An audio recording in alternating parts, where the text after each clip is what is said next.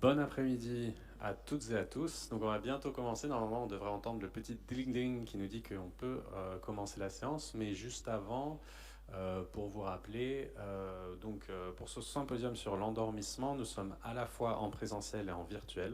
Donc vous pouvez poser des questions, que vous soyez en virtuel ou en présentiel, via une application ou avec la méthode usuelle, c'est-à-dire en demandant un micro à la fin de chaque présentation. Donc il y aura un temps de questions pour chaque personne qui présente. Et nous allons commencer dès que le signal retentit avec la première présentation. C'est beaucoup de travail d'être synchrone comme ça. Donc bienvenue, j'ai le plaisir d'accueillir notre première oratrice, Delphine Oudiette, qui est chercheure à l'INSERM à l'Institut du cerveau et qui va nous parler des marqueurs comportementaux pour mieux caractériser la transition veille-sommeil. Bonjour à tous. Donc je ne vais rien vous apprendre. On sait que les plaintes liées à l'endormissement sont très fréquentes dans notre société, avec une grosse consommation de somnifères en Europe et des problèmes d'endormissement qui sont une des causes principales des accidents de la route. Et donc il y a une nécessité de bien comprendre comment on s'endort. C'est un enjeu majeur de santé publique. Et surprenamment, il n'y a pas tellement d'études sur le sujet, et donc la phase d'endormissement est assez peu comprise. Et donc, dans notre classification standard, nous avons des critères uniquement physiologiques. On va regarder le G, le MG, le OG sur des fenêtres de 30 secondes pour caractériser différents stades. Et donc, l'endormissement va correspondre à la première phase de sommeil, typiquement le N1. Et en fait, avec cette classification, on va résumer 30 secondes de signal, généralement mesuré sur très peu d'électrodes, ce qui enlève de la complexité dans la compréhension de cette phase. Et en fait, le sommeil, il y a une dimension physiologique bien sûr, mais il y a aussi d'autres dimensions. L'une des dimensions, c'est la dimension comportementale. Donc normalement, quand on dort, on est censé être immobile et ne pas pouvoir réagir aux stimuli du monde extérieur. Et il y a une autre dimension qui est moins explorée, qui est la dimension phénoménologique. Donc généralement, le sommeil s'accompagne d'activités mentales particulières, donc on appelle les rêves, et pendant la phase d'endormissement, des espèces de rêves, de perception qu'on appelle hypnagogie. En plus de cette activité mentale, il y a aussi une autre dimension phénoménologique qui est la perception subjective d'avoir plus ou moins bien dormi. Pourquoi je vous parle de ça? Parce que en fait, ces deux dimensions, comportementale et phénoménologique, elles ne sont pas toujours alignées avec les stades veille-sommeil tels qu'on les connaît. Et en quoi c'est un problème? Tout simplement, purement pratique, si vous êtes au volant et que vous arrêtez de répondre aux stimuli de l'extérieur ou que vous voyez une sorcière dans votre rétroviseur, peu importe si votre état physiologique dit que vous êtes éveillé, vous risquez d'avoir un accident. Et à l'inverse, si vous continuez de répondre pendant votre sommeil, potentiellement, de manière spéculative, vous allez moins recharger vos batteries et être plus fatigué le lendemain. Du coup, ce que je propose, c'est d'avoir une nouvelle stratégie pour mieux capturer l'endormissement. Et donc, au lieu d'avoir une vue avec des états de veille-sommeil discrets basés sur des critères uniquement physiologiques, j'aimerais essayer d'aboutir à une nouvelle approche qui soit plus intégrative, où on va donc avoir à la fois la dimension phénoménologique, la dimension comportementale, pour essayer de trouver des nouveaux critères EEG qui soient plus continus et qui prennent mieux en compte la diversité de nos états de conscience. Donc pour l'instant, disclaimer, j'en suis pas encore là, donc je vais vous présenter des résultats très préliminaires sur la première dimension et des résultats un petit peu plus solides sur la deuxième. Donc on va commencer par la dimension phénoménologique, donc l'activation de percepts internes, donc autrement dit les rêves. Et donc en fait, quand on regarde les expériences mentales spontanées, il y a différentes terminologies qui sont utilisées. Donc on peut parler de vagabondage mental ou mind wandering quand on est éveillé, d'hypnagogie quand on est dans cette phase d'endormissement et de rêve quand on parle du sommeil. Et l'idée, c'est que potentiellement, intuitivement, on pourrait penser qu'il y a un shift dans notre contenu mental qui va nous permettre de discriminer quand on passe de l'éveil à l'endormissement.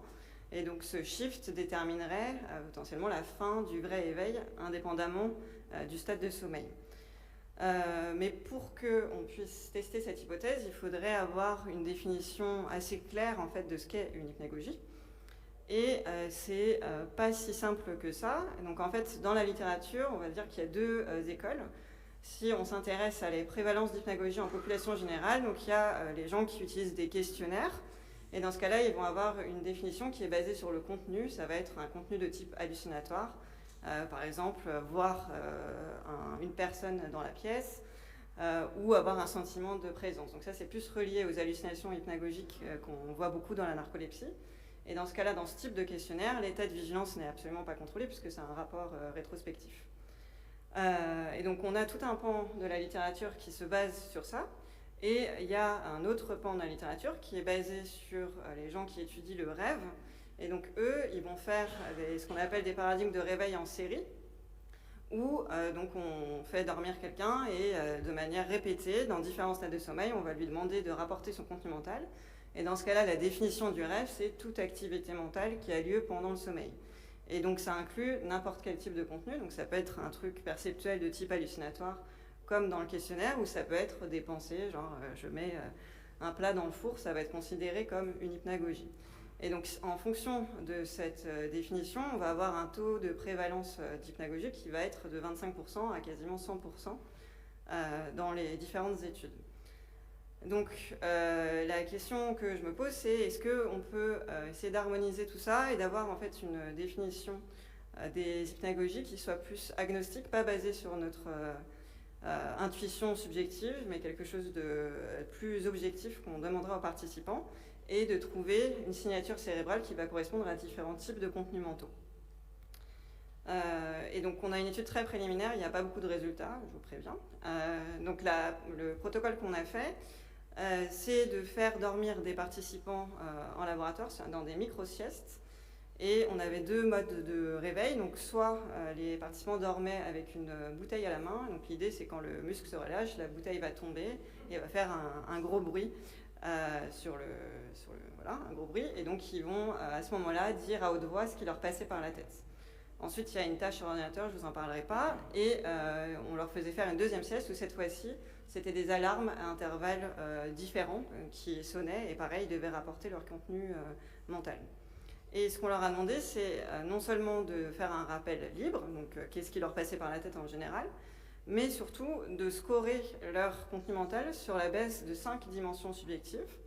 Donc la richesse perceptuelle, donc à quel point ils avaient l'impression de voir quelque chose comme si c'était dans la réalité, le niveau de bizarrerie du contenu, le niveau de fluidité, est-ce que c'est saccadé, un petit peu comme une télé qui ne marcherait pas bien ou quelque chose de fluide qui fait une bonne narration. Est-ce que c'est spontané, donc est-ce qu'en gros ils sont spectateurs de leur contenu ou est-ce qu'ils sont acteurs et qu'ils peuvent contrôler volontairement ce qui se passe, et le niveau subjectif d'éveil. Et à chaque fois c'était sur une échelle de 0 à 6.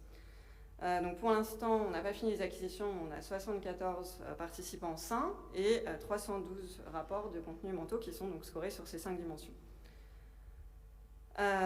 Et donc d'abord, on s'est demandé si les dimensions subjectives qu'on avait choisies, qui sont choisies sur la base de ce qui est décrit dans la littérature, est-ce qu'elles sont redondantes ? Et donc ce qu'on a trouvé, c'est donc là c'est une matrice de corrélation entre les différentes dimensions, et on trouve qu'en gros chaque dimension est relativement indépendante, sauf la perception et la fluidité qui corrèlent vraiment très fortement. Et donc ensuite, on a essayé de voir si on pouvait décrire des états mentaux à partir de ces dimensions.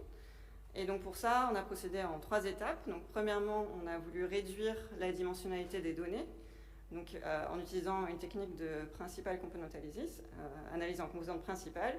On va réduire nos sets de variables en un plus petit nombre de variables. Et puis on a essayé de faire des petits clusters, donc des petits groupes indépendants, en utilisant une méthode qui s'appelle le K-mean clustering, qui permet de révéler s'il y a des patterns cachés dans les données qu'on ne va pas forcément voir à l'œil nu, donc sur la base de la similarité entre les différentes données. Et donc le premier résultat de l'analyse en composantes principales, c'est qu'on a trouvé que 3 composantes vont expliquer la majorité de la variance dans les données, donc 80%, et toutes les dimensions semblaient être importantes pour ça, sauf le degré de bizarrerie. Et donc ensuite, on a réparti les données en 3 clusters. Donc pour l'instant, c'est préliminaire, ils ne sont pas bien séparés. mais on peut forcer un peu le trait. Et donc on a regardé qu'est-ce qui se passe dans ces clusters. Donc là c'est ce qu'on voit ici. Et donc en gros les 3 clusters vont être caractérisés par différents niveaux dans les différentes dimensions. Et ce qui est chouette, c'est que ça correspond un petit peu à ce qu'on imaginait intuitivement. Donc à la base, on s'imaginait 2 catégories, une qui correspondrait au vagabondage mental, donc mind wandering, et une aux hypnagogies avec ce contenu perceptuel. Donc c'est un peu ce qu'on trouve donc dans le cluster 1, on voit que la spontanéité est assez haute, donc ça veut dire que les pensées flowent de manière naturelle, et toutes les autres dimensions sont plutôt basses. Dans le cluster qu'on va appeler hypnagogie, on a une perception qui est haute, on a un niveau de fluidité et de spontanéité qui est assez haute, et le niveau d'éveil est assez bas, donc ça correspond un petit peu avec nos intuitions. Et on a trouvé ce deuxième cluster qu'on n'avait pas anticipé, qui correspondrait peut-être à une imagerie volontaire. Donc on a un niveau de perception qui est haut, un niveau de fluidité qui est haut, et un sentiment d'éveil fort. Donc ça va être des gens qui sont capables de voir des choses, mais de manière volontaire, avec une richesse perceptuelle importante. Donc pour l'instant, on n'a que ça comme données. Juste oui, pour vous dire que les clusters étaient à peu près répartis un tiers. Et donc cette approche, elle a l'air prometteuse pour essayer de différencier différents types de contenus mentaux, donc sur la base de dimensions subjectives, mais sans mettre un label a priori dessus. Mais donc il y a plein de choses à faire avec ça. Donc d'abord de voir comment les états mentaux changent de manière dynamique. Est-ce qu'on passe d'un cluster à l'autre dans un ordre particulier, ou est-ce qu'il y a des variabilités entre les individus, où il y a des gens qui vont rester seulement dans un cluster ou pas. Donc ça peut nous donner une indication des zones cérébrales qui vont être impliquées dans cette transition. Et on va essayer de trouver donc, des signatures cérébrales qui correspondent à ces différents états mentaux. Donc c'est tout pour la première partie. Et donc sans transition, la deuxième partie, on se focalise sur la dimension comportementale. Donc à quel point on se déconnecte du monde extérieur, mais on se déconnecte physiquement du monde extérieur. Et donc en fait, donc il y a un dogme qui dit qu'on ne peut pas répondre pendant le sommeil, mais c'est pas tout à fait vrai. Il y a beaucoup de papiers qui montrent que en fait on peut répondre à des stimuli extérieurs au moins pendant la période d'endormissement. Donc ça, je pense que Tristan va vous en parler juste après, donc je ne vais pas détailler toute cette littérature. Mais donc non seulement il y a des réponses qui sont possibles par exemple en N1, mais il y a aussi, vous le savez, des comportements qui sont possibles dans le sommeil, on va dire dit consolidé, donc c'est le cas des parasomnies, mais également le cas plus particulier du rêve lucide. Donc c'est des gens qui sont conscients de rêver alors même qu'ils sont encore en sommeil paradoxal. Et ces personnes peuvent envoyer une sorte de télégramme depuis le rêve, par exemple en bougeant leurs yeux d'une certaine façon. Et donc ça, on peut le mesurer sur le OG. Et ils peuvent réaliser des petites missions en rêve et nous l'indiquer en contractant leurs muscles d'une certaine façon, par exemple. Et donc, il y a 2 ans, on a montré que les rêveurs lucides, non seulement ils étaient conscients de leur monde intérieur, mais pouvaient être de manière partielle conscients du monde extérieur. Donc ce qu'on leur a fait, c'est qu'on leur a posé des questions, par exemple, qui nécessitent une réponse oui et non, et on leur a demandé de froncer les sourcils pour dire non et de sourire pour dire oui.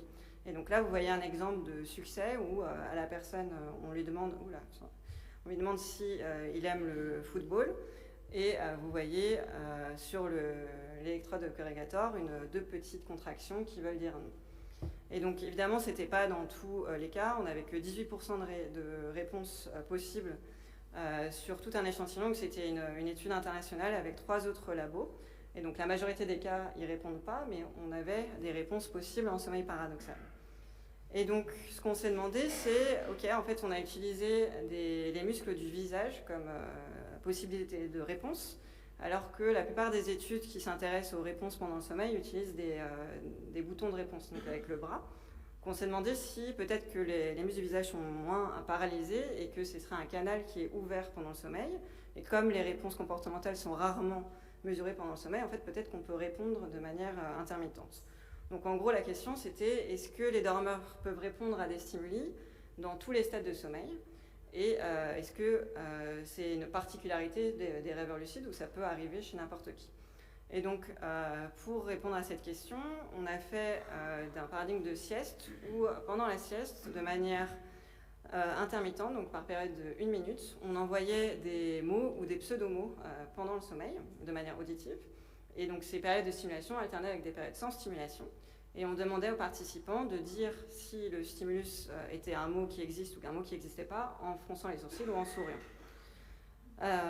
Et donc on l'a fait dans tous les stades de sommeil, donc chez des patients narcoleptiques parce qu'ils sont beaucoup plus rêveurs lucides que les autres, donc on voulait d'abord valider les résultats en rêve lucide. Donc, chez eux on a fait 5 siestes de 20 minutes et on leur a demandé donc, s'ils étaient lucides ou pas, donc on a classifié les siestes en fonction du rapport subjectif, si elles étaient donc lucides ou non lucides. Et en groupe contrôle, on avait 22 participants sains, donc comme ils ne sont pas narcoleptiques, ils ne peuvent pas s'endormir 5 fois dans la même journée 20 minutes. Donc on a fait une grosse sieste de 100 minutes, et ces participants étaient non lucides. Donc qu'est-ce qu'on a trouvé? Donc déjà, je vais vous parler donc, des réponses comportementales chez les participants avec narcolepsie. Donc en vert, vous voyez les périodes où il y a une stimulation, en bleu, les périodes où il n'y a rien, on n'en voit pas de son. Donc on va comparer les deux conditions pour voir s'il y a des réponses qui sont au-dessus de la chance. Donc bon, à l'éveil, ils répondent beaucoup, ils font la tâche, cool. Et donc on s'attendait à ce qu'ils répondent dans la phase de N1, puisqu'on sait qu'il y a des réponses possibles pendant cette période d'endormissement, et également en rêve lucide.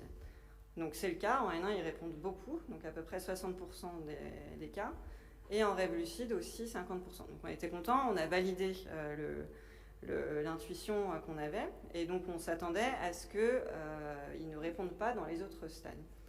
Et c'est pas ce qu'on a trouvé, donc évidemment ils répondent moins, mais dans N2, en N3 et en sommeil paradoxal, les participants avec narcolepsie répondaient de manière plus forte que la chance dans les périodes avec stimulation, et ce même quand ils n'étaient pas lucides. Donc ici vous voyez un exemple de réponse en sommeil paradoxal, vous voyez les mouvements oculaires et la réponse sur le muscle du corrugator. Donc qu'est-ce qui se passe chez les participants sains? Eh bien, ce que vous voyez nettement, c'est qu'ils répondent beaucoup moins que les participants avec narcolepsie, mais par contre on avait quand même un taux de réponse qui était donc plus fort que la chance, donc de manière intermittente. Les participants sains arrivaient à répondre donc en N1, en N2, en sommeil paradoxal, mais pas en N3. Et donc là, je vous ai mis un exemple en stade 2. Et donc, on était assez surpris, on s'est demandé qu'est-ce qui peut favoriser en fait la survenue de ces réponses. Et donc, pour analyser ça, on a fait équipe avec Lionel Nakache, qui est un expert de la conscience. Et on s'est dit que potentiellement l'état cérébral avant le stimulus, donc avant même qu'il y ait un son, pourrait favoriser l'ouverture d'une fenêtre de connexion avec l'extérieur. Et donc pour mesurer ça, on a utilisé des marqueurs qui sont communément utilisés dans le champ de la conscience, donc qui incluent la puissance spectrale dans les différentes bandes de fréquences classiques, mais aussi des mesures plus fines, donc des mesures de complexité du signal et des mesures de connectivité. Et donc ces différentes mesures dans le champ de la conscience peuvent permettre de discriminer par exemple des patients qui sont dans un état végétatif, de patients qui sont minimalement conscients. Et donc ils indiqueraient de manière globale une espèce de richesse cognitive, un cerveau plus activé, plus propice à la connexion. Et donc on a regardé ces différents marqueurs avant le stimulus et essayé de voir si dans les essais où les participants répondent versus quand ils ne répondent pas, on a des différences. Donc là, c'est un graphe assez costaud, mais en gros, je vais vous expliquer. Donc, vous avez tous les marqueurs. Donc, en jaune, c'est les puissances spectrales. En vert, la connectivité. En bleu, différentes mesures de complexité. Et ce qu'on mesure là, c'est la différence entre les essais où les participants vont répondre et les essais où les participants ne vont pas répondre. Et donc, quand ça va à droite, ça veut dire que c'est plus grand, enfin, le marqueur est plus fort dans les essais où ils répondent. Et donc vous voyez qu'en gros, globalement, tous les marqueurs vont à droite, donc c'est-à-dire qu'ils sont plus forts dans les essais où il y aura une réponse que dans les autres, sauf pour la puissance delta. Donc en gros, ça veut dire qu'il y a un cerveau plus activé dans les participants qui répondent. Donc ça, c'est chez les narcoleptiques, et on a la même chose chez les sujets sains. Donc après, on a essayé de prédire essai par essai avec la combinaison de ces marqueurs si les participants allaient répondre ou pas. Et on a trouvé qu'on pouvait prédire avec ces marqueurs la réponse qui allait arriver dans tous les stades chez les narcoleptiques, et qu'avec les données des narcoleptiques, on pouvait prédire ce qui allait se passer chez les sujets sains, ce qui est cool pour la généralisabilité du résultat, qui indiquerait que, en gros, c'est les mêmes processus dans les deux populations. Donc les réponses comportementales sont possibles dans la plupart des stades de sommeil. La prévalence de ces fenêtres d'ouverture de l'extérieur dépend de plusieurs choses, de la profondeur du sommeil, donc du stade, de la population, elle est plus importante chez les narcoleptiques que chez les sujets sains, et de l'état cérébral avant stimulus, donc complexité, fréquence plus rapide. Mais on a utilisé donc des siestes plus courtes dans le groupe narcolepsie, seulement 20 minutes contre 100 minutes chez les sujets contrôle, et le taux de réponse était plus élevé en début de sieste qu'en fin, même en ajustant sur le stade chez toutes les populations. Et du coup, on se demande si, en fait, la période d'endormissement n'est pas plus longue que l'on pensait et que la réactivité comportementale pourrait aussi dépendre d'un autre facteur qui serait la distance à l'éveil. Et donc, c'est un projet qu'on est en train de mener. Donc, pour résumer, ce qu'on propose, c'est une approche intégrative des différentes dimensions du sommeil pour mieux mesurer l'endormissement en essayant d'intégrer à la fois des mesures neurophysiologiques fines, des mesures phénoménologiques et des mesures comportementales. Merci beaucoup.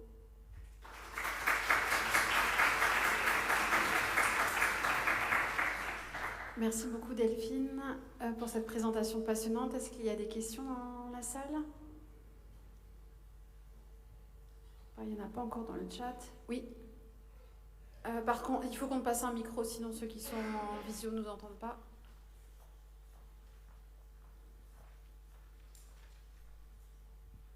Merci beaucoup, c'est passionnant.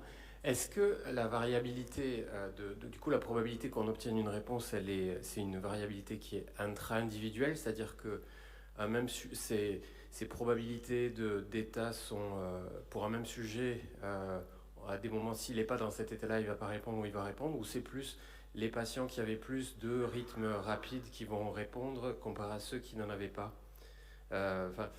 Tu vois, est-ce que c'est une fenêtre ou il y a des individus qui sont prédisposés à plus facilement y répondre par leur niveau d'activité cérébrale ?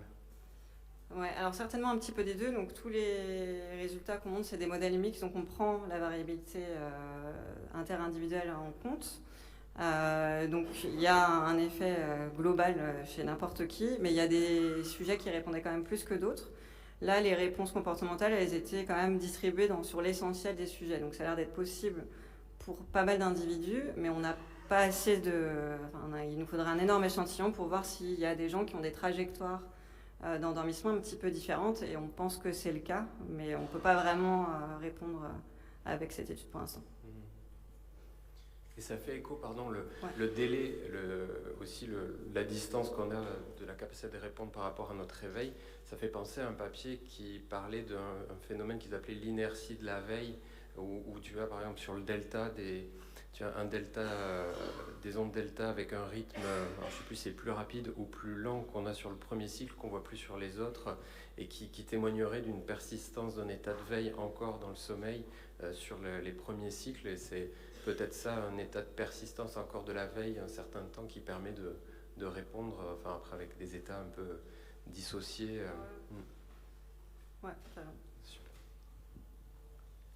Alors malheureusement, nous allons devoir enchaîner avec la prochaine présentation. Donc merci encore Delphine. Donc nous allons cette fois-ci, puisque la recherche sur le sommeil n'a pas de frontières, nous avons le plaisir d'accueillir Tristan Beckenstein, qui est assistant professor à Cambridge. Il dirige le laboratoire sur la cognition et la conscience. Et il va nous présenter donc ses travaux sur l'endormissement également. On essaiera de garder un temps de questions tout à la fin, si jamais il y a des questions cross-présentation ou des questions qui n'auront pas pu être posées avant. Merci Tristan. Donc je suis argentin avec un nom allemand et aussi mon français c'est horrible. Donc, je vais présenter en anglais. Désolé. Yes, 1 year in Paris, it's not enough to learn proper English for a conference, especially if you don't prepare it properly, right? And I did it in the morning in the train because I lost my computer 2 days ago. So it's all very rough. So these are all the slides you're going to see. Someone wants to leave now and catch me later, go. If not, stay. Oh.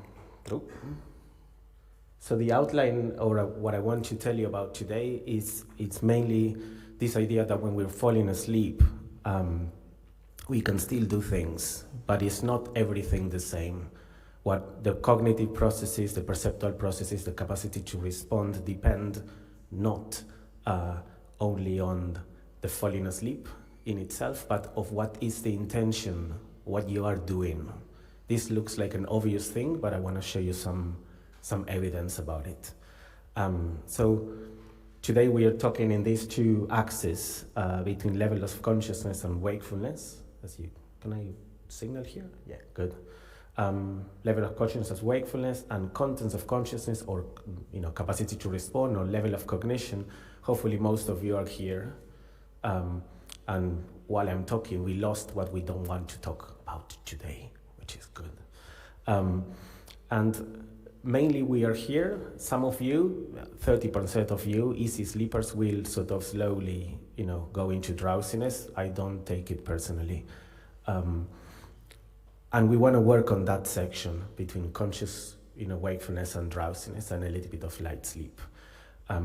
So let's go straight into it. What are we talking about when we say, how do we measure these things? So all of you know that in the process between being awake and light sleep N2, there's going to be a loss of, in terms of minutes, there's going to be a loss of the alpha rhythm up until there's going to be some slow rhythm coming through, right? And this it matches really nice the way we respond when we start to get drowsy, up until there are points where there is very little response. There's very little responses here, but there still are some responses. And since the 80s, since Tadao Hori created this specific method of separating the N1 in very small and detailed subsections every 4 seconds, that we and other groups have created some other methods to separate each of these N2, N1 changes, these transitions, sleep onset, in very small sections, to see what's the state of the brain just before you present the stimuli as the person is falling asleep. And what I want to talk about today is specifically on the idea of the conflict during the sleep onset process. I want to concentrate in maybe the simplest version of what we call cognitive conflict, or perceptual cognitive conflict. And this is probably one of the strongest forms of cognition. This very, very robust. This is the Simon effect. If you hear the word right on your right side, you press the right hand and you're fast and accurate. But if I present the word right on your left side, there's a little bit of a conflict between the side and the meaning. And then you're slightly slower, or you're slightly more likely to make a mistake, right? This is something that happens all the time, and even if some of you have still problems in adulthood between what is left and what is right, this thing still exists. And it's a really nice, simple, reproducible thing to capture very basic aspect of being slightly conflicted in a very simple manner, and measure that while the person is falling asleep. So they come to the sleep lab, we put the EEG on, and we make them do this task when they're awake, as you can see, and then when they are falling asleep. And we don't let them stop responding too long. If they stop responding three times, then we wake them up. So this is what you see in this particular, in these particular sections of green. It's, as you can see, it's a much higher variance in the response time, and there are misses all over the place. And then the person comes back and is again awake for a few minutes, and then gets drowsy again with a lot of misses, and awake and drowsy. So we categorize this awake and drowsy per trial. I'm just showing you here a nice sort of aligned version between the EEG in the top in blue and the actual responses. So this is one participant. We have around 2,000 to 3,000 trials per participant. We can really tap into what each participant is doing and see how it changes, how this cognitive conflict changes. So maybe the most obvious thing to see here is that there is a clear, these are all of the participants that I'm showing you, 33 participants. These are the variance in reaction times for awake and for drowsy. As expected, they're slower. And then if I look at all of the trials that the person heard that it was congruent, right on the right and left on the left, and I subtract the reaction time for each participant against the trials where the things were slightly incongruent, the word left on the right side or the word right on the left side, then I get this, this particular conflict delayed or effect, right? And this is what we see here in red. Very, very systematic effect. Of course, people are variable and some people don't show the effect very clearly, but all in all, it's very strong and statistically very robust. And when the people are drowsy, they're slower, they make more mistakes, but the effect of conflict remains, okay? So one of the first counterintuitive results we found, because we predicted, hey, when you're drowsy, you're just gonna respond, but it's, that slightly higher level cognition of, capturing what a conflict is it won't be there. But it was, and it was very clear. Even there's more variability, the effect size and the systematicity is there. And the same goes for what is called the conflict adaptation, which is if in the previous trial we tried to trick you and there was an incongruent trial, you were slightly slower, we think you might be cautious and then you will slightly slower the next trial. That's the conflict adaptation. And we thought, well, that requires working memory because you have to remember, the effect of the previous trial several seconds ago. We thought, well, if the conflict effect doesn't die with drowsiness, then the conflict adaptation will, and it didn't, okay? So things continue. And then when we look at the classic brain markers for this conflict effect, these are classic sort of low frequency markers around 500 milliseconds after you hear the word. And you see this mid-frontal, ROI theta power, in the brain, in the signal, in between incongruent and congruent trials. That this effect is nice. We've seen it before. You can see it in terms of power per participant. But when you look at the drowsy trials, these are the same participants, same session. The drowsy trials, they show no difference in the group. And you can see here that things are, almost evenly split. That doesn't mean that some people don't show the effect. But the weird thing is some people show the opposite effect. So whatever happened in awake, that it was systematic in terms of the neural correlate, we lost it in drowsiness, which points towards the idea that maybe the way the person is still resolving the conflict during drowsy, because we see behaviorally that it's there, is happening differently in the brain. The idea there is a brain reconfiguration, neural reconfiguration there.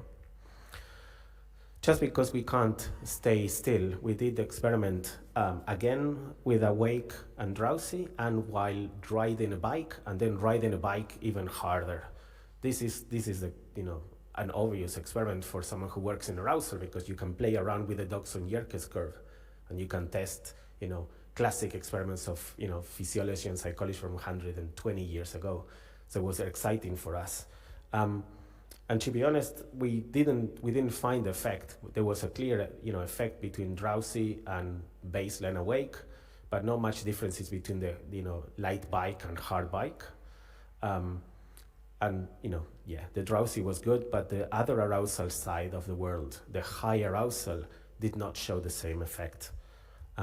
So we decided to go geeky and really nerdy and play around with the decision-making models of this and say, when you're taking a decision, you hear something, you have to take a decision, I can model your thinking using parameters like the idea of the boundary separation, your criterion of how to take a decision, or how much evidence you accumulate in your brain to reach that decision. That's the second one, that drift control process. What is interesting here is that we see a bit of change in the boundary for drowsiness. So, during the process of falling asleep versus baseline, not very strong, but very robust. A massive change in the drift, pointing towards the idea that when we are falling asleep, although we have the conflict effect very clearly in reaction time, the way we accumulate that evidence is super slow. The drift rate is super slow, so it's super low. So we go really slow. So the reaction time we see when you're drowsy, you're much slower, but also that is reflected also in the evidence that takes, for you to accumulate, oh yes, it was right, even if it was on the left side. And similarly to decision time. But we went straight into looking at another classic brain marker, which is the congruent evoked potential, ERP. And although it was very systematic in awake alert trials with a nice effect and nice for most participants, in drowsy we lost it. And if we look at the trials that we have no response, it was also not there. So yet again, we get this weird thing of we have the behavior very clearly, but the brain signals are gone. So where do they go? And then we went into thinking, okay, can we get a brain marker that is a bit closer to the actual cognitive process is happening? And this is a little trick because, as you know, if you're going to press with your right hand, that's the contralateral motor cortex and premotor cortex. So if we do a trick of subtracting left minus right for one condition and the other, we are boosting the signal between the ipsilateral and contralateral. So it's basically a nice trick where we capturing the intention to press the button in a more precise manner than just ERPs or power related signals. And this is not new. This lateralized raised potential has been used for many years. We even have a paper when we were young and beautiful about it in 2014, where we show that these methods can capture brain activity even if you don't respond, even if you are in N2 for a semantic decision where things are related to words and non-words or category of semantics. So we use that trick this time, but for congruent and incongruent. So we play the same game between congruent and incongruent trials, and we found something very, very, very surprising. This is the simple one of the lateralized readiness potential. It's also, we've done it in multivariate and in complexity measures, as you heard, that these measures sometimes are more sensitive. But we were happy to see that it was coming up in the lateralized readiness potential. And what we saw there is that in alert trials, as expected, we see a nice difference between congruent and incongruent. And this is the signal that captures the idea of you preparing to press the button, not when you're pressing the button. Because I'm not doing the analysis when you press the button and then I look back. That will be the motor-related potential or closer. This is when you hear the word in zero. And what was interesting is then that lateralized readiness potential, that neural marker that is closer to the cognitive process we are studying, was you could get it also quite early in drowsy trials. So you still responded, you're falling asleep, and we get it in drowsy trials. And if you separate light drowsy, so really just when the alpha is going down, and slightly later drowsy, when you start to see incomplete grapho elements, you also see it. But maybe more important is in those trials that people did not respond, and we had really a lot of trials of unresponsive because it's a fast task. So we're still in late N1. This is not N2, this is not light sleep. This is N1, but late. People did not respond, and then a few seconds, 2 seconds pass, and then the next trial comes. We could still recover the effect in a bunch of participants that you can see. Like in the majority of participants, we could recover the effect of preparing the correct response in the brain, but not even responding. So what is interesting here is that we are pushing that limit, right? The limit of how many things can we do while we're falling asleep? Quite a lot. With more mistakes, yes.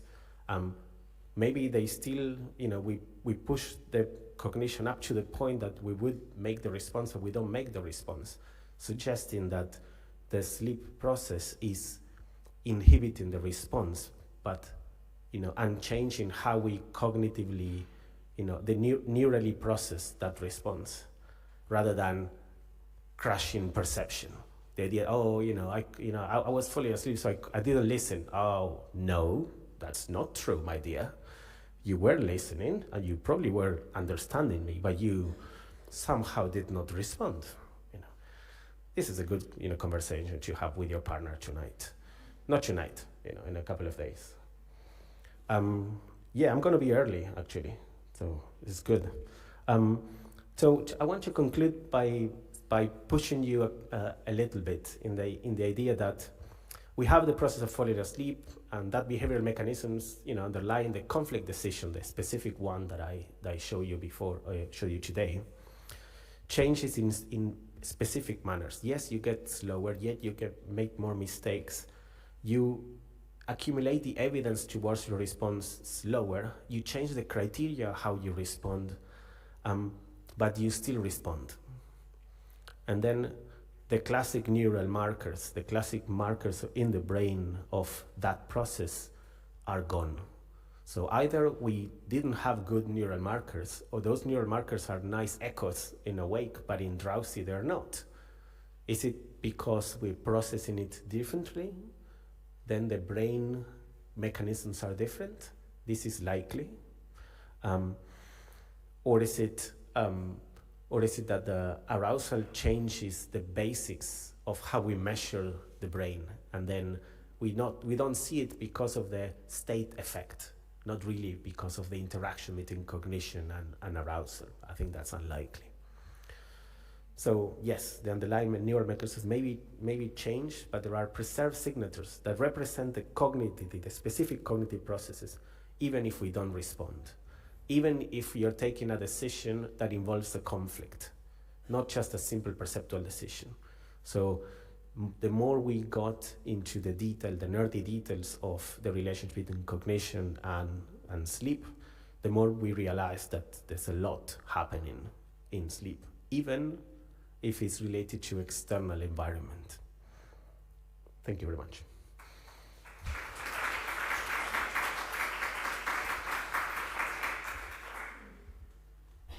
Merci Tristan. Donc nous avons du temps pour des questions. Donc nous avons une question ici devant. Je suis prêt à attendre que le micro arrive. Et toute l'audience peut penser pendant ce temps-là à sa propre question. Thank you very much for this presentation. It was really interesting to hear. I am curious about, it's going to be a broad question, okay? So you are really talking about like the state from going from awake to sleep. And then I'm wondering in the case of disease, especially like now here we speak about insomnia or even other neurological, situations. What is going on in the brain during these periods?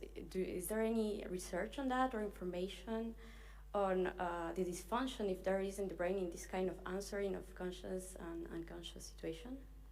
Yeah, there are differences in different pathologies, sleep pathologies in the transition, and we just got suggested by the reviewers that we should cut that quite a lot, right? Melanie, so which is a bit sad. So maybe we will get angry and write a specific review about it, or maybe we'll just talk together later with a coffee. Cool. Thank you. Toujours un peu de temps pour des questions. Oui, au fond là-bas.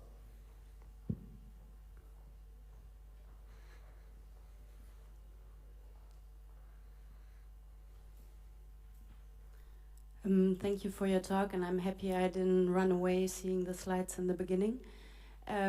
Basically, I wanted to know if the fact that we have a perseverance of this brain signatures means that we haven't let go yet, coming back to your title, and what is your recommendation, fight or let go? I fully agree that depends on what you're doing, and we don't let go, because if you look at the process of falling asleep while not doing something externally driven, with not listening to things and doing things, then the process is different. And we have a a paper that shows that very clearly. And there's a brutal change at the thalamocortical level. When you're doing something, the thalamocortical system sort of holds in to keep on doing the task right up to end to.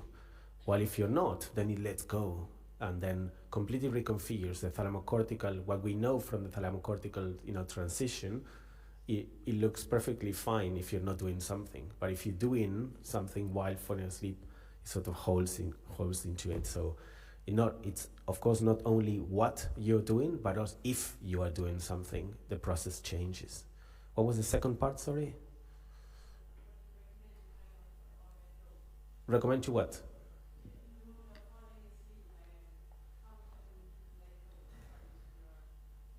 What I would recommend at the practical level in life, don't drive drowsy. But I mean, the more we play around with these things, the more it's the more we realize that we keep on doing things, and even in the transition. So my recommendation is play around with the transition. Maybe tonight, if you don't drink too much, maybe some other day, and play with the transition, because there's a lot of cognition going on, and maybe that you will use it as properly as as a creativity spot, as is being suggested by other co-authors in the area. Thank you. I think we have to move to the next speaker, so thank you very much. Et maintenant, je shift en français et j'accueille Mathieu Koroma-Lebras qui va nous parler de comment le corps s'endort.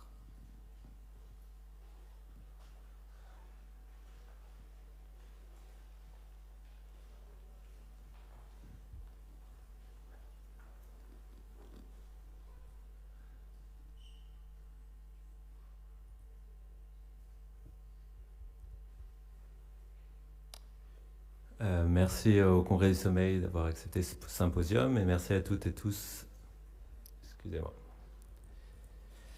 d'être venus. Donc moi je vais vous présenter des données sur comment le corps réagit pendant la phase d'endormissement et même un peu plus loin, vous allez voir. Donc je suis chercheur postdoctorant à Liège et on s'intéresse avec l'équipe physiologie de la cognition pas seulement aux interactions du cerveau avec l'environnement, mais aussi comment le corps est inclus dans l'ensemble de ces interactions. Et le sommeil est vu classiquement comme un découplage avec le monde extérieur, avec des marqueurs bien connus qui caractérisent l'endormissement, une baisse de l'activité alpha, une augmentation de l'activité θ, changement du comportement oculomoteur, également un changement au niveau du tonus musculaire et des réponses comportementales. Mais souvent, d'autres types d'activités sont ignorées ou pas décrites dans ces phases d'endormissement. Et il s'agit notamment de l'activité corporelle. Donc, par exemple, la température. Il est bien connu que la température baisse au moment de l'endormissement. Et aussi des changements au niveau de la variabilité de la fréquence cardiaque. Et même au moment des seuils d'endormissement, des marqueurs physiologiques comme les cas complexes, ici élicités par un tone, sont accompagnés de changements au niveau cardiaque, par exemple une augmentation de la réponse en taux de cardiaque. Et donc pour aller un peu plus loin que ce côté descriptif, en fait, il y a eu des théories qui ont proposé un rôle fonctionnel de la connexion entre le cerveau et les activités viscérales pendant le sommeil. En fait, l'idée serait que cette déconnexion avec le monde extérieur permettrait de mieux se connecter avec le monde intérieur, et notamment le système nerveux autonome. Donc c'est une théorie qui a été appelée la théorie viscérale du sommeil, qui a été mise en avant par Pigarev.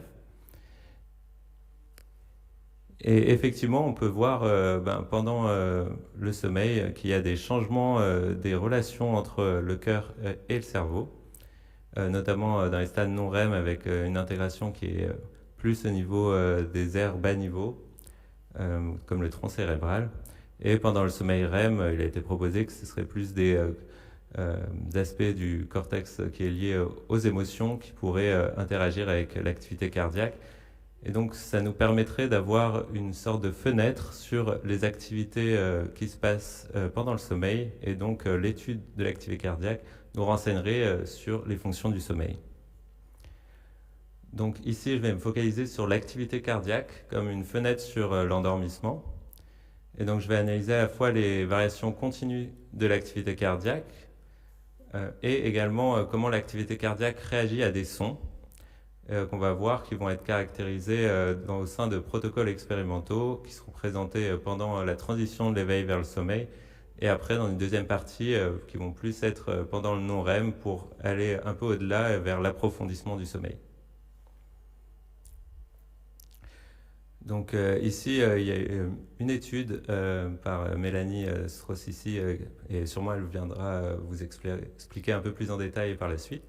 Et c'est un paradigme qui a été notamment utilisé par Tristan Beckenstein pour étudier les corrélats neuronaux de la conscience. Donc c'est ce qu'on appelle le paradigme local global. Donc en fait, on présente des sons, donc des séries de sons, où il va y avoir des sons qu'on appelle des déviants. Et ça peut être des déviants locaux. Par exemple, si on a bip, bip, bip, bop, là on aura un déviant, le 5e son qui sera un déviant local. Et si on a des séries, donc bip, bip, bip, bip, bip, bip, bip, bip, bip, bip, bip, bip, bip, bip, bip, bop, donc on a un... Excusez-moi, je vais tromper d'exemple. Si on a bip, bip, bip, bop, bip, bip, bip, bop, bip, bip, bip, bop, bip, bip, bip, bip, le dernier son ici sera un standard local, donc ce sera le même son que les 4 précédents, mais sera un déviant global, parce qu'il sera déviant par rapport à l'ensemble de la séquence précédente. Et donc quand on regarde dans l'activité cérébrale, notamment au cours de sieste en matinée, on peut voir qu'en fait les réponses aux déviants locaux sont préservées au sein du sommeil, et notamment dans la transition ici au niveau du N1, qu'on réponde ou pas à la tâche. Par contre, dans les réponses globales, on voit une perte de ces réponses au niveau du sommeil N2 et du sommeil REM, et également si on ne répond plus à la tâche en N1. Donc moi, j'ai repris une analyse de ces données, mais j'ai regardé qu'est-ce qui se passe au niveau cardiaque. Et donc en fait, ces données, elles ont été analysées plus en détail dans cette phase d'endormissement du N1, en rescorant cette phase avec des fenêtres de 5 secondes qui sont caractérisées par les stades de Horry. Et donc, on peut constater déjà dans l'activité cardiaque, si on prend l'intervalle entre deux pics R, qu'il augmente pendant la phase d'endormissement, ce qui caractérise bien un ralentissement de l'activité cardiaque. Et également, si on regarde la variabilité de ces intervalles, on a une diminution, donc ce qui montre que le cœur devient de plus en plus stable aussi pendant l'endormissement. J'attire votre attention particulièrement sur la distinction entre la phase H4 et le stade H5. On voit qu'il y a une sorte de petit saut ici. Et ce saut, en fait, il correspond à la transition entre la perte donc progressive de l'activité alpha et l'apparition du θ à partir de la phase H5. Et je vais vous montrer juste après en quoi cette distinction est pertinente. Donc en fait, j'ai regardé ensuite les réponses aux déviants locaux et aux déviants globaux. Et pour ça, j'ai repris une analyse qui a été faite par Federico Raimondo sur ce paradigme local-global dans des états de conscience altérés. Et en fait, ce qu'on peut faire, c'est qu'on prend l'onset, donc le début du 5e son, et on regarde quand arrive le prochain pic R, donc c'est nous définit un intervalle post, et on le compare à ce qui se passe avant comme une baseline, donc comme une ligne de base. Et on voit par rapport aux réponses aux déviants locaux, on n'a pas de variation significative avant la présentation du 5e son. Mais quand on regarde après, on voit qu'il y a une accélération de l'activité cardiaque qui est dans le sommeil et qu'on ne trouve pas à l'éveil, et plus finement au niveau du N1 dans les stades du N1 où il y a apparition du θ. Donc là, on a un marqueur un peu plus précis en fait de la distinction au sein du N1 entre l'apparition de marqueurs justement qui caractérisent l'endormissement. Et les réponses aux déviants globaux, on ne trouve aucune différence particulière.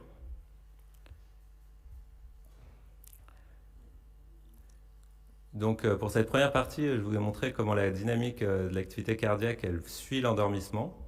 On observe une accélération des biolocaux qui agit comme un marqueur de l'endormissement et de l'apparition du θ. Et en fait, on peut contraster la perte des réponses globales au niveau cérébral avec l'apparition de réponses cardiaques aux déviants locaux. Donc on a vraiment à la fois des données cardiaques qui sont cohérentes avec ce qu'on observe à l'échelle cérébrale, mais aussi qui sont relativement différentes et qui nous donnent un autre aspect et un autre regard sur cette phase d'endormissement. Alors je vais passer maintenant à l'approfondissement du sommeil. Donc ici, j'ai réanalysé des données qui ont été obtenues dans un paradigme où on a présenté des mots relaxants ou des mots contrôle pendant le sommeil lent. Et donc en fait, dans une nuit, on a présenté des mots relaxants avec parfois la même version mais à l'envers, comme un contrôle un peu de la présentation des sons. Et on a fait la même chose dans une autre nuit où on a présenté les mots contrôle et les versions à l'envers. Ce qui a été observé, c'est que présenter des mots relaxants pendant le sommeil augmente la durée du sommeil lent profond et aussi augmente la qualité de sommeil le lendemain par rapport à une nuit avec des mots contrôle. Et il y a une corrélation qui est une tendance presque significative entre les deux mesures. Alors moi, je me suis intéressé particulièrement à l'activité cardiaque. Est-ce qu'on pouvait retrouver cette notion d'approfondissement du sommeil au sein de l'activité cardiaque? Et donc ce que j'ai fait, c'est que j'ai regardé la différence entre deux peak air, donc qui est une mesure comme précédemment de l'activité cardiaque. Et je les comparais quand on présente les mots par rapport aux périodes de sommeil lent où on ne les présente pas. Et ça, j'ai regardé pendant les nuits avec les mots relaxants et pendant les nuits avec les mots contrôle. Et on observe dans les nuits relaxantes qu'on a une augmentation de cette durée entre deux pics R, donc un ralentissement de l'activité cardiaque, ce qu'on ne retrouve pas dans les nuits contrôle. Après, j'avais voulu regarder d'où vient cet effet et pour regarder plus précisément au moment où les sons sont présentés. Donc j'ai défini un index qu'on appelle la modulation cardiaque, qui reprend un peu la même méthode que présentée précédemment. Donc on prend le moment où on présente les sons, on regarde le prochain pic R, ce qui nous définit une intervalle post, et on le compare à l'intervalle pré. Et après on normalise ça par rapport au mot reverse pour avoir du coup une mesure de à quel point relativement on ralentit ou on accélère l'activité cardiaque, sachant que des valeurs positives sont vers un ralentissement de l'activité cardiaque. Et c'est bien ce qu'on obtient, donc un ralentissement de l'activité cardiaque juste après la présentation des mots, dans le cas des nuits relaxantes, comparé au cas contrôle.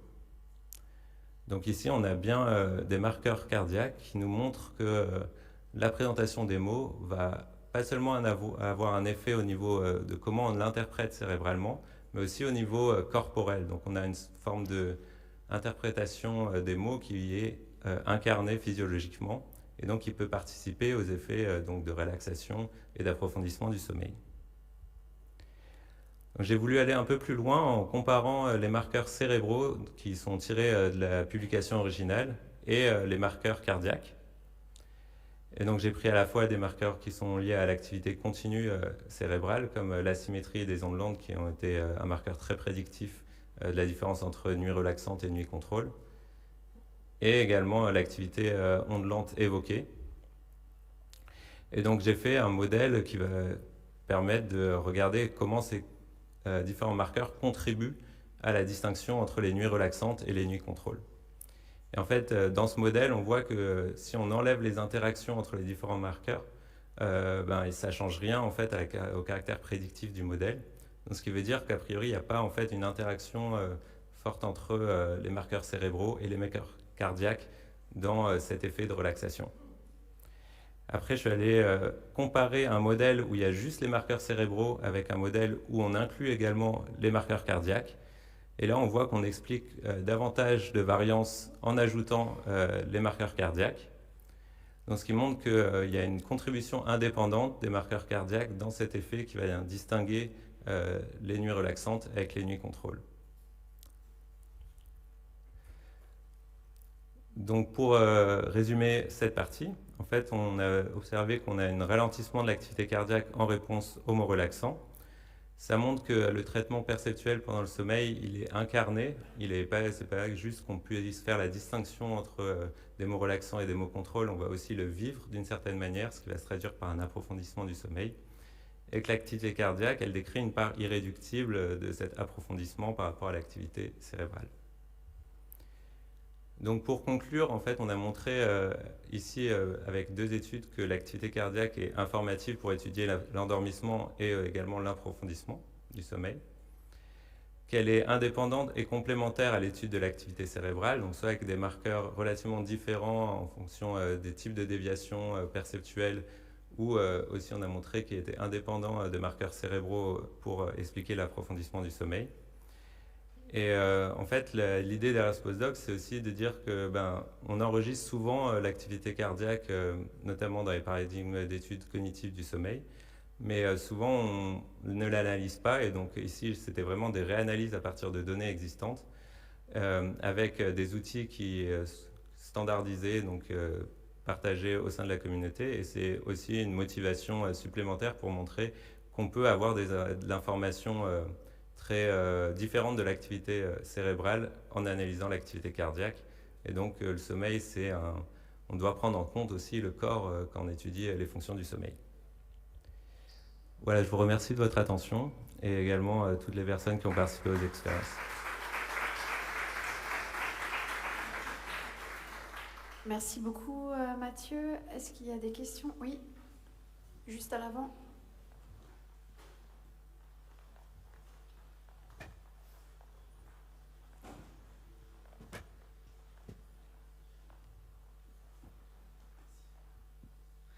Merci Mathieu. J'avais juste une question. Est-ce que vous avez regardé la variabilité du PR et QT au niveau de l'ECG au cours du sommeil? La variabilité du PR et de QT sur l'électrocardiogramme qui pourrait faire varier le RR? On n'a pas regardé plus en détail effectivement d'autres marqueurs de l'activité cardiaque au sein du cycle cardiaque. C'est vrai qu'il y a plein de résultats qui montrent que la modulation ou même la façon dont les sons sont présentés en fonction du cycle cardiaque peut jouer. Donc là, comme c'est un domaine relativement nouveau en fait dans l'étude des fonctions du sommeil, j'ai voulu me focaliser sur un signal très clair avec le signal du RPIC et qui était facilement extractable. Même par exemple avec si on met des montres, par exemple, on peut récupérer le battement cardiaque relativement facilement, même si c'est pas la même chose que le pic R. Et donc on pourrait imaginer même à partir de ces outils-là faire des études hors contexte laboratoire. Mais c'est vrai qu'on pourrait aller plus en détail et c'est vraiment un appel pour aller regarder toutes ces variations. Et la respiration? Alors la respiration, c'est aussi une donnée très importante et intrigante parce qu'on sait qu'elle peut varier en fonction de l'activité du sommeil. Moi, comme je me suis beaucoup focalisé sur les réponses par rapport au son et comment elles étaient modulées, c'est plus facile de regarder l'activité cardiaque qui a un signal clair temporel qui va être modulé par la présentation des sons. Pour l'activité respiratoire, il faudrait prendre en compte vraiment la dynamique du cycle respiratoire et voir les modulations peut-être en fonction des états notamment et avec aussi des méthodes un peu différentes. Donc effectivement, ce serait intéressant de regarder, et notamment le couplage cardiaque-respiratoire qui est important. Merci Mathieu. Merci. Je crois qu'il y a une autre question un petit peu plus loin.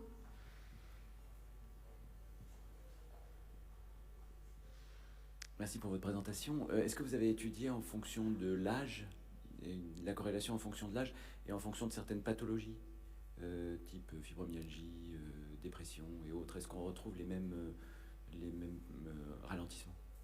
Merci beaucoup de la question. Ici, donc c'est des sujets sains, donc dans les protocoles expérimentaux incluant effectivement uniquement des sujets sains. Moi-même, étant un chercheur avec une formation médicale, donc c'est plutôt des questions qui sont assez éloignées de mes compétences. mais ce serait effectivement, même dans les commentaires par rapport à mon projet de recherche, on avait suggéré différentes pathologies du sommeil où on sait que l'interoception et même les rythmes corporels sont légèrement différents.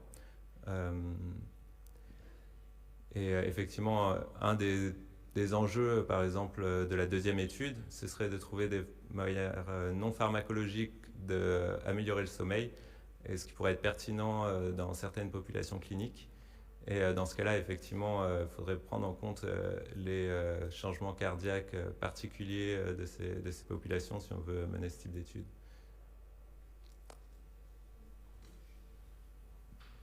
Une autre question à Sébastien, au fond.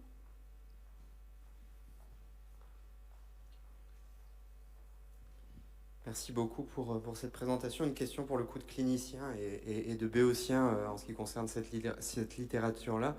Moi, j'avais juste une question sur la capacité à traiter le contenu sémantique, finalement, des mots, notamment sur la phase d'approfondissement. Et est-ce qu'il y a un rôle, finalement, de la hauteur tonale, du nombre de syllabes de ces mots-là sur justement l'approfondissement de la phase de sommeil? Merci de la question. Donc c'est vrai qu'on pourrait aller plus en détail sur les stimuli. Moi j'ai réanalysé ces données, donc j'ai pas eu l'occasion d'explorer vraiment l'entièreté des possibilités ni de designer l'étude pour vraiment paramétrer ces données-là. Par contre, par rapport à mon expérience où on présentait des sons aussi dans d'autres études, généralement on utilise des mots qui sont très standardisés et relativement à 2-3 syllabes et on n'observe pas ce genre de différence. Après, c'est sûr que compte tenu des contraintes en termes de cycle cardiaque, il devrait y avoir une différence effectivement de la longueur des stimuli. Nous, on prend vraiment comme mesure de référence l'apparition du mot, donc l'onset. Donc, mais si on prendrait l'offset, effectivement, peut-être qu'on aurait des résultats différents.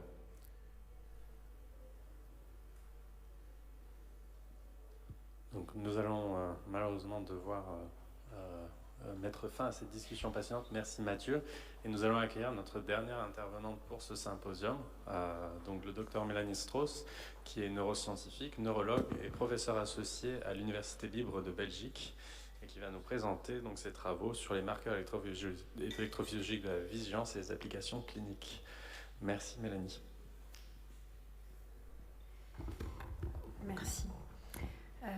Alors moi, donc, ça tombe bien que je passe en dernier finalement, puisque je vais reprendre pas mal des idées qui ont déjà été développées en détaillant les aspects électrophysiologiques et en finissant par une perspective sur les applications cliniques, parce qu'effectivement, analyser un peu plus finement cette période de l'endormissement a probablement un impact très intéressant dans ce que l'on peut...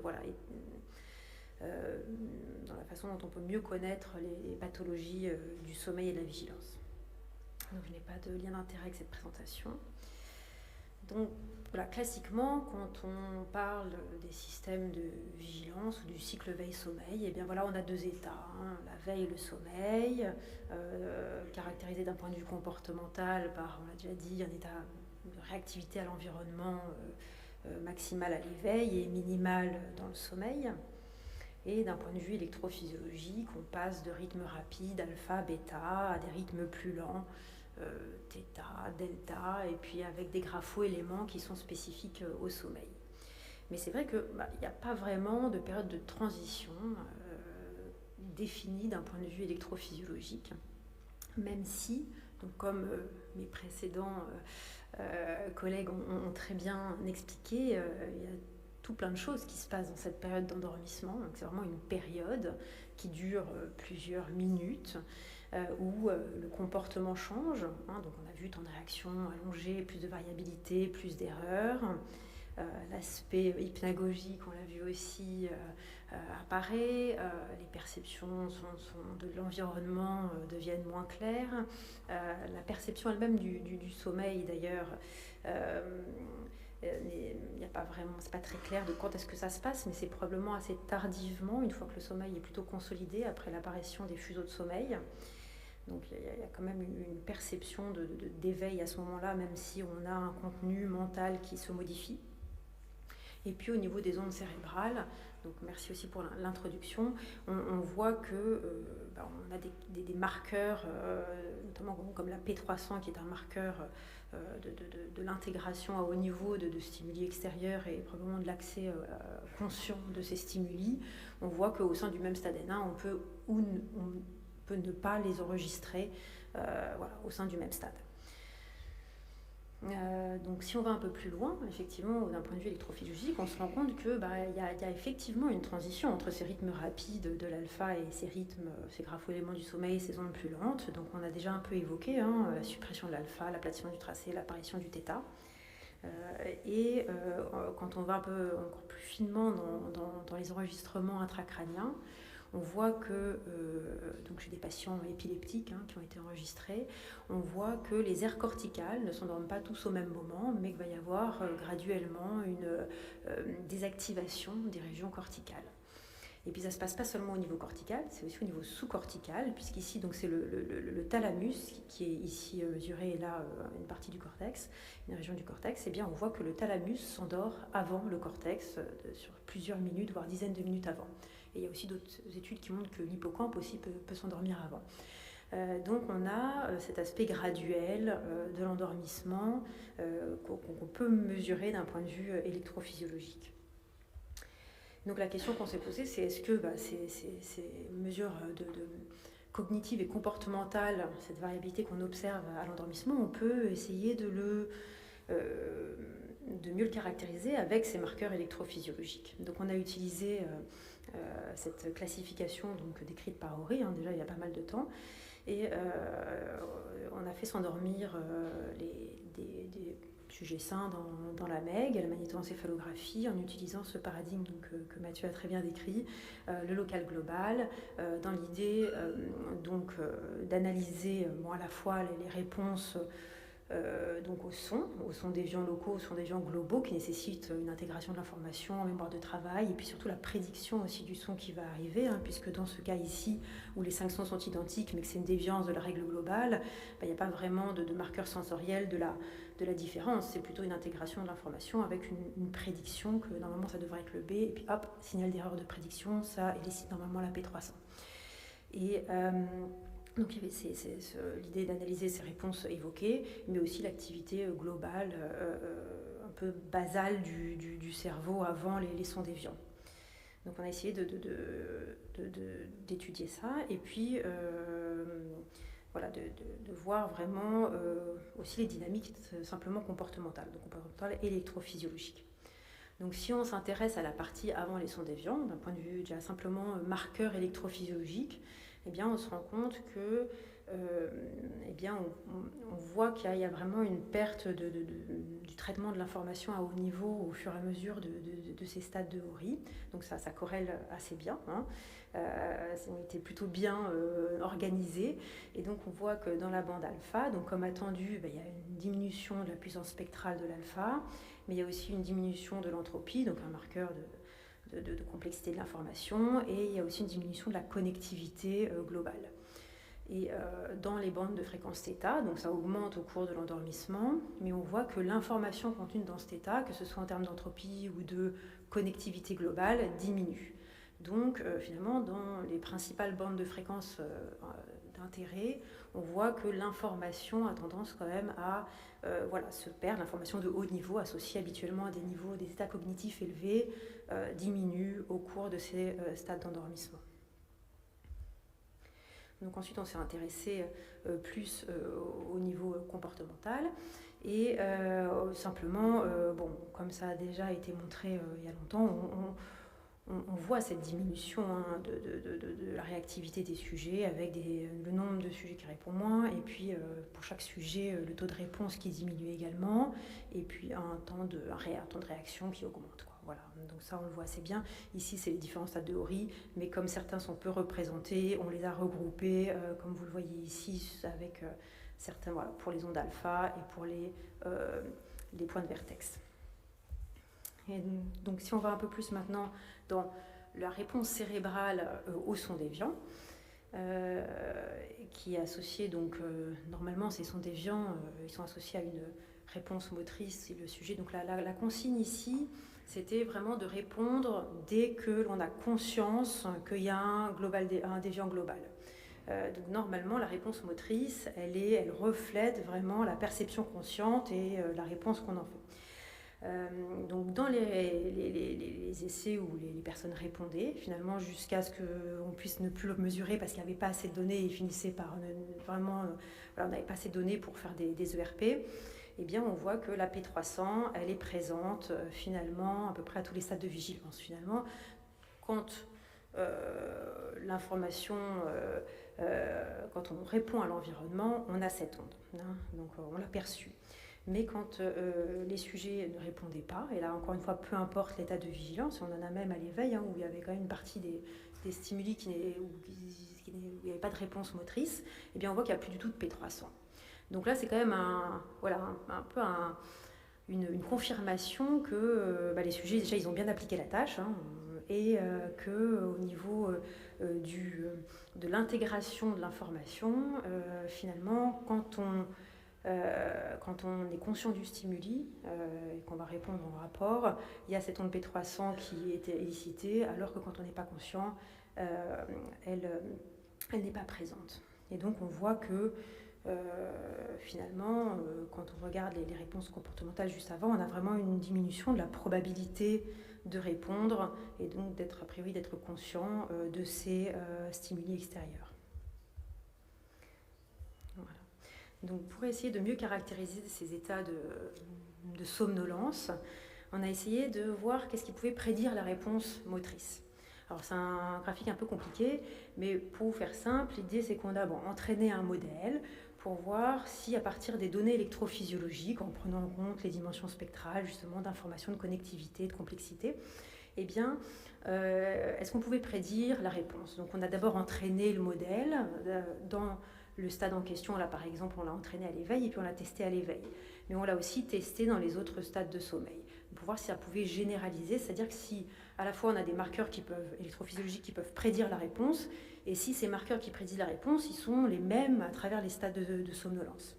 Et ce que l'on voit, c'est que quand on s'intéresse on entraîne et qu'on teste dans le même stade, eh bien on a une bonne détection, on prédit relativement bien la réponse à l'échelle de l'essai, mais que finalement la généralisation, elle se fait, mais pas de façon toujours très claire. Il y a certains stades où on ne peut pas bien généraliser d'un stade à un autre. Et quand on regarde un peu plus précisément quels sont les marqueurs qui nous permettent de classer de prédire la réponse, on se rend compte qu'à l'éveil, c'est plutôt peut-être les puissances spectrales avec de l'alpha, mais finalement H1, donc quand il y a un peu moins d'alpha, c'est peut-être les puissances très rapides, le gamma, qui apparaissent en premier. Voilà, donc on se rend compte que les features, donc les caractéristiques, les marqueurs qui nous permettent de prédire la réponse sont différents finalement, ou en tout cas n'ont pas le même poids à travers tous ces états de somnolence. Donc finalement, ça nous montre que chaque état de somnolence, comme on l'a vu avec ces marqueurs de Oury et les différentes étapes, ont des caractéristiques cérébrales différentes, et que la réponse, ça rejoint un peu les données de Tristan, c'est que pour une même réponse motrice, le même comportement, les mécanismes cérébraux sous-jacents ne seront pas les mêmes. Voilà, et donc là c'est aussi une autre façon de le montrer, mais c'est qu'est-ce qui va, en analysant la connectivité à travers les fréquences alpha ou θ, va prédire la réponse. Et bien dans les fréquences alpha, on arrive à prédire la réponse plutôt donc dans les états de haut niveau d'éveil, je dirais, dans les régions plutôt postérieures, alors que quand on va vers les stades de somnolence plus avancés, c'est plutôt la connectivité dans le θ qui va nous permettre de prédire la réponse. Donc encore là, une fois, voilà, ces états cérébraux différents à travers cette période de somnolence. Donc ça résume un peu cette étude, c'est-à-dire que voilà, donc finalement, c'était ancien, mais c'est assez juste comme classification, hein, le ralentissement global de l'information, mais quand même reflète des états cérébraux différents et qui peuvent être séparés les uns des autres, et qu'à travers cet approfondissement de la somnolence, on a donc plus moins de chances d'être en mesure de répondre à l'environnement et d'intégrer à haut niveau, de prédire les événements qui vont arriver. Donc voilà, l'état cognitif diminue. Donc l'idée un petit peu maintenant, c'est que bon, on a montré que c'est vrai que ça a l'air d'être assez valide comme classification. Qu'est-ce qu'on peut en faire? Et donc c'est bien parce qu'il y a certaines personnes qui ont commencé à développer des algorithmes, hein, puisque jusqu'à présent, quand ça a été proposé, ces classifications dans les années 80, c'est du scorage visuel et donc sur des petites fenêtres. Hein, je n'ai pas dit, mais c'est des fenêtres de 5 secondes. Donc l'idée, c'est d'être plus fin. Hein. Et maintenant, avec l'avènement des nouvelles méthodes d'analyse du signal, l'idée, c'est d'aller vers des mesures automatiques de ces représentations fines de la vigilance. Donc il y a l'équipe de Tristan qui a développé donc des algorithmes pour différencier entre légèrement somnolent et sévèrement somnolent sur la base des caractéristiques un petit peu de la classification de Horry. Il y a d'autres algorithmes qui existent, qui prennent en compte aussi des dimensions topographiques, puisque comme on l'a vu, il y a quand même une variabilité au niveau des régions cérébrales, et peut-être que vous l'avez vu en clinique ou quand vous regardez vos tracés, et c'est décrit dans l'endormissement, il y a le rythme alpha avant de disparaître, il a tendance à s'antérioriser. Donc il y en a qui ont pris ça en compte et qui, dans leur classification automatique, prennent en compte le fait que l'alpha est d'abord occipital et puis va aller vers l'avant. Donc l'idée, c'est d'aller vers ce genre de mesures. Après, on peut aller, donc ça, ce sont des mesures discontinues, c'est-à-dire est-ce que on est dans quelque chose où on va avoir des stades de somnolence, mais on peut aussi aller vers des marqueurs continus. Hein. Donc il y en a qui sont utilisés depuis longtemps, qui sont les marqueurs θ, par exemple le θ sur alpha, hein, qui est assez bien corrélé à la classification de Horry. Et l'idée, c'est qu'on a du coup, pareil, un index de somnolence finalement ou de vigilance qui peut être analysé à l'échelle de la seconde et qui peut nous montrer cette variabilité. Après, il y a d'autres marqueurs qui ont été utilisés, même plus généralement pour le sommeil, pas spécifiquement pour l'endormissement, qui sont basés là, pas que sur l'alpha θ, mais aussi sur le delta, l'alpha sigma et le bêta. Et puis on voit que quand même entre l'éveil vraiment pur et puis le N1, N2, voire N2, on a vraiment toute cette transition. Et donc, on peut aussi utiliser ce genre de marqueur pour probablement mesurer finement les fluctuations de la vigilance. Mais comme l'a très bien montré Mathieu, il n'y a pas que le EEG, il y a aussi plein d'autres modifications électrophysiologiques dans la phase d'endormissement. Et que probablement que c'est très intéressant d'intégrer ces dimensions-là en les ajoutant à l'EEG ou alors en les analysant de façon séparée si c'est plus simple, bien évidemment, pour encore mieux caractériser cette dimension d'évolution de la somnolence. Et donc, par exemple, là, c'est un papier qui a utilisé à la fois des marqueurs EEG et là, la motricité. Et ils ont intégré les deux processus, les réponses comportementales qui était d'appuyer sur une balle et puis les spectres de EEG, et ils arrivent avec une courbe d'une probabilité d'être éveillé ou endormi. Donc on va vers des choses comme ça un peu plus fines qui peuvent intégrer, être multidimensionnelles. Donc c'est l'idée d'aller, de partir, on est parti de l'ASM avec finalement un N1 qui regroupe toute cette période de transition à quelque chose qui est toujours basé sur le EEG, mais qui reflète de façon plus finement avec le Horry les degrés de somnolence, à maintenant avec l'avènement de l'analyse du signal et des mesures automatiques, probablement quelque chose qui pourra être à la fois continu, multidimensionnel, intégrer les différentes variables physiologiques et qui peut du coup être applicable potentiellement en clinique, puisque aller scorer du Horry par époque de 5 secondes, personne ne va aller s'amuser à le faire en clinique. Donc, qu'est-ce qu'on peut faire en clinique avec ça? Alors, il y a quelques études qui commencent à justement utiliser ces marqueurs pour montrer leur intérêt dans les pathologies de l'éveil et du sommeil. Alors il y a avec le paradigme, là, l'algorithme Vijal ou Vigo, ils ont montré par exemple que, alors là ils l'ont plutôt utilisé, c'est des psychiatres, ils l'ont plutôt utilisé en resting state, donc en état de repos, beaucoup dans la dépression, et ils montrent qu'il y a des niveaux d'éveil supérieurs en état de repos par rapport au sujet contrôle, ou à l'inverse, dans le trouble déficit de l'attention avec hyperactivité, des états de vigilance plus bas que les sujets contrôle. Il y a aussi d'autres études qui ont été menées dans des pathologies type neurodégénératives avec des marqueurs là continus comme le θ-alpha et qui ont montré que dans les pathologies des neurodégénératives, on pouvait justement objectiver des fluctuations de la vigilance comme ça. Et puis en clinique, on utilise un test que vous connaissez bien probablement qui est le test de maintien d'éveil où justement la latence d'endormissement en N1 est le critère, voilà, la variable clé pour déterminer si on est somnolent ou pas. Hein. Et l'idée, c'est que possiblement le N1 n'est pas assez sensible et qu'on pourrait utiliser des mesures plus fines.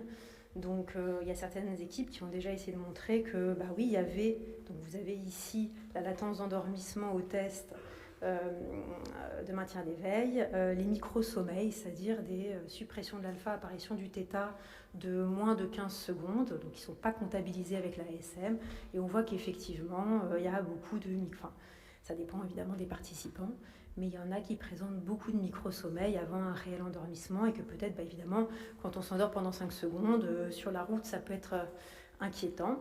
Et donc ça a été montré sur de l'enregistrement de conduite simulée, qu'effectivement, il y a une corrélation entre l'apparition de micro-sommeil et puis les déviations sur la route simulée. Donc je trouve que bon, l'utilisation de ces micro-sommeils, c'est bien, mais évidemment, ça on peut mieux faire, c'est l'idée. Je pense que les marqueurs continus sont probablement plus intéressants parce qu'ils nous permettent de montrer aussi la profondeur. Hein. On a vu qu'il y avait vraiment une gradation dans la somnolence. Donc, c'est pas la même chose quand on a juste une suppression de l'alpha que quand on commence à avoir des ondes θ, des points de vertex. Donc, probablement que ces marqueurs continus sont plus pertinents. Et puis, alors idéalement, mais bon, c'est le problème de la clinique, souvent on n'a que 3 électrodes, et voilà, mais si on peut avoir une dimension voilà, aussi topographique, ça peut être intéressant pour intégrer ces mesures. Et éventuellement d'autres signaux, donc comme le rythme cardiaque, la respiration, etc. C'est probablement très intéressant. Donc on est en train, nous, d'essayer sur justement des populations de patients, de tester un peu ces marqueurs. Et donc bon, voilà, par exemple sur une population de TDAH, eh bien, on voit qu'effectivement, on peut, avec ces marqueurs dans le TME, vraiment objectiver ces fluctuations de la vigilance qui sont plus importantes chez les patients TDAH, avec plus de micro-sommeil, plus en durée aussi. Voilà. Donc, et ça peut être appliqué potentiellement à toutes les pathologies de l'éveil ou du sommeil.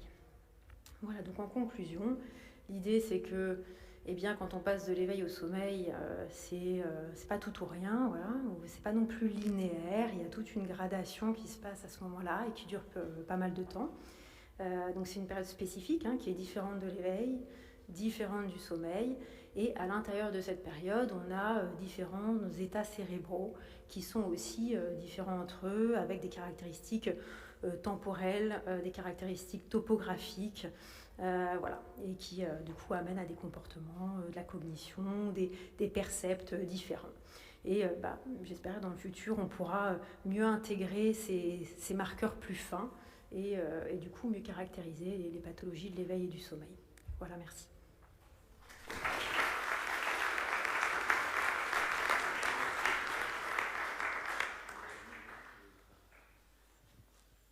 Merci Mélanie. Donc on a un peu de temps, je pense, pour des questions spécifiquement à Mélanie et peut-être après pour des questions pour tous les intervenants. On n'a pas encore entendu la cloche, donc ça veut dire qu'on a encore plus de 5 minutes. Voilà. Est-ce qu'il y a quelqu'un qui souhaiterait se lancer? Si les gens réfléchissent encore, moi je veux bien à ce moment-là prendre l'opportunité de poser une question à Mélanie, mais peut-être que les autres auront des commentaires, donc ça veut dire que nous avons encore un peu de temps. C'est sur cette question de la définition du sommeil. Donc, collectivement, vous proposez une définition qui serait multidimensionnelle, donc que ce soit dans le comportement, l'électrophysiologie, etc. Mais qui reste quand même une définition qui caractérise l'individu dans son entier. Est-ce qu'on pourrait avoir une sorte de déclinaison un peu locale de ces définitions et donc considérer que, comme ça a été montré en intracrânien, toutes les régions cérébrales ne s'endorment pas au même moment, et donc avoir comme ça différents temps d'endormissement en fonction des régions du cerveau. À ce moment-là, comment on ferait pour définir, en quelque sorte, quelle région du cerveau s'endort quand? Mais je pense que cet aspect topographique, il est effectivement très important. Le problème, c'est que voilà, comment on le mesure, et souvent, alors il faut avoir quand même de l'EEG un peu haute densité, après, la question, c'est comment est-ce qu'on peut mesurer qu'une région en particulier s'est endormie ou pas, c'est ça? Ça a même du sens de dire qu'une région du cerveau s'endort, ou est-ce que c'est forcément quelque chose qui concerne l'individu entier? Non, l'idée, c'est que probablement il y a des phénomènes locaux, hein, et que, alors après, l'individu, le cerveau en entier, quoi. C'est ça que tu veux dire. Non, l'idée, c'est justement, je pense qu'on peut, si on a des enregistrements suffisamment fins, montrer que certaines régions sont, c'est la régulation plutôt locale, comme tu le connais très bien, mais que ces régions peuvent du coup s'endormir, certaines régions peuvent être endormies alors que d'autres non. Et après, la question, c'est qu'est-ce qui fait qu'on va finalement basculer? Et ça, je pense que c'est une question pour laquelle on n'a pas encore de réponse. C'est qu'est-ce qui fait qu'un individu va finalement basculer dans le sommeil ou revenir vers l'éveil et des états de vigilance plus élevés? Est-ce que c'est quoi? C'est la charge de sommeil justement à travers ces régions? Est-ce que c'est vraiment un drive sous-cortical? Possiblement une interaction des deux. Voilà, et ça, c'est pas très clair, quoi. Qu'est-ce qui se passe? Qu'est-ce qui fait quelle est la probabilité d'aller d'un stade vers un autre? Et qu'est-ce qui va driver ce switch, quoi. Voilà, ça. Merci. Est-ce que nous avons une autre question? Oui. Mathieu?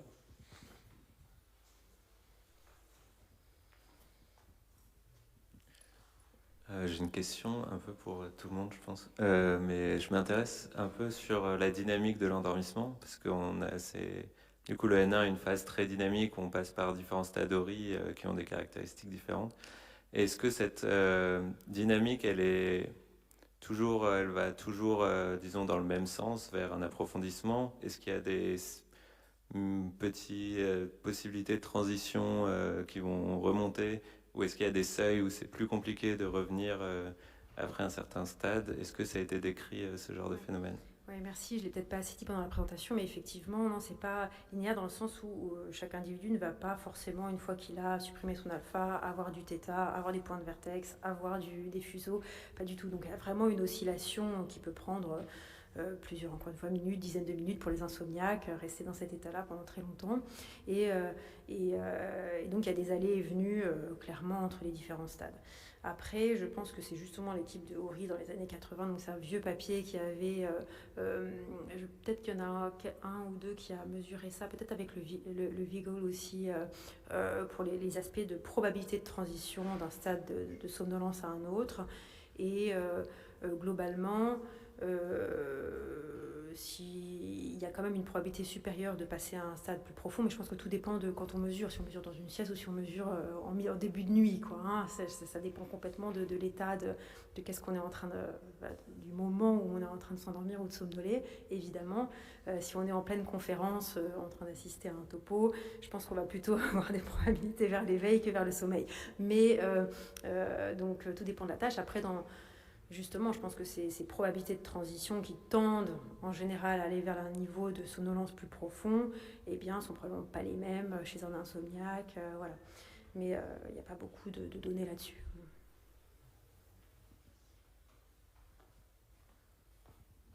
Nous avons une dernière question. Oui, merci beaucoup.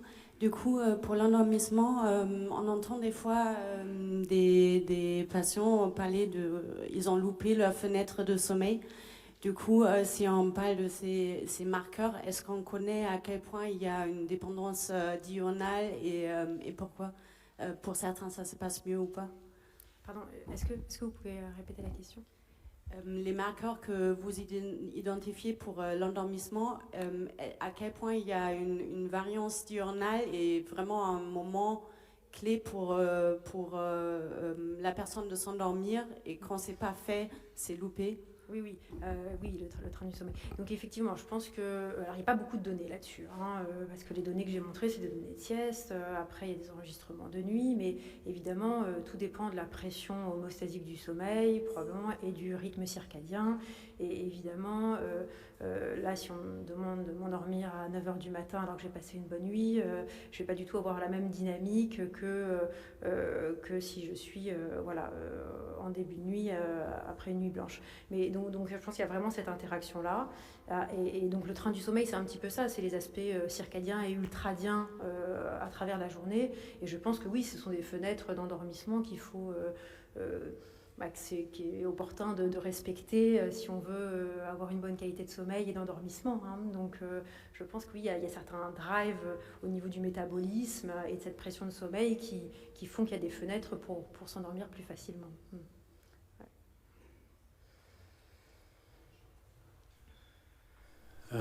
Du coup, je pense que nous allons clore ce symposium. Je vous invite à remercier encore une fois nos intervenants. Merci pour votre participation. Si la thématique de l'endormissement vous passionne, il y a un préprint écrit notamment par Mélanie Strauss, Tristan Bergenstein et Delphine Udiette qui n'attend que vous le téléchargiez et que vous le dévoriez avant de vous endormir ce soir. Voilà, merci encore.